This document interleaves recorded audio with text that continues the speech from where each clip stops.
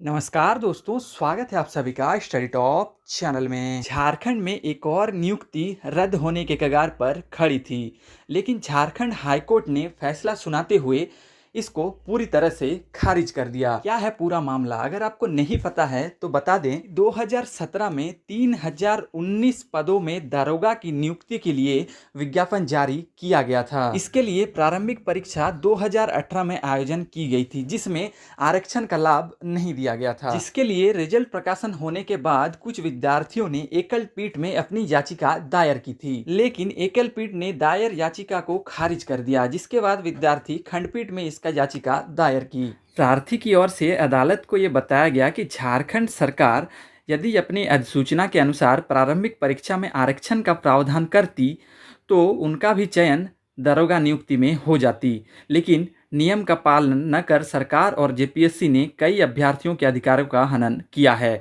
इसलिए उन्हें आरक्षण का लाभ मिलना चाहिए।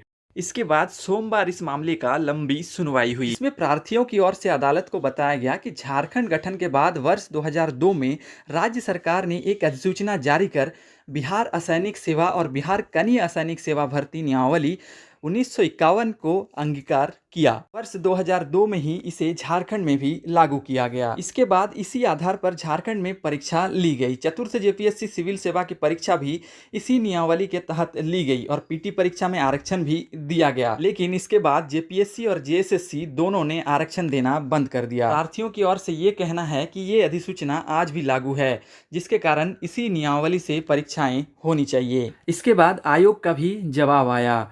जेपीएससी के अधिवक्ता संजय पिपरवाल ने अदालत को बताया कि प्रारंभिक परीक्षा में आरक्षण का लाभ नहीं दिया जाता है, बल्कि मुख्य परीक्षा में अभ्यर्थियों को आरक्षण का लाभ दिया जाता है। इसके अलावा वर्ष 2018 में दारोगा बहाली की सारी प्रक्रिया पूरी कर ली गई है, इसीलिए प्रार्थी की याचिका को खारिज कर देनी चाहिए। सुनवाई के बाद अदालत ने कहा कि इस मामले में एकलपीठ का सरकार के नीतिगत मामलों में हस्तक्षेप नहीं करने का निर्णय पूरी तरह सही है।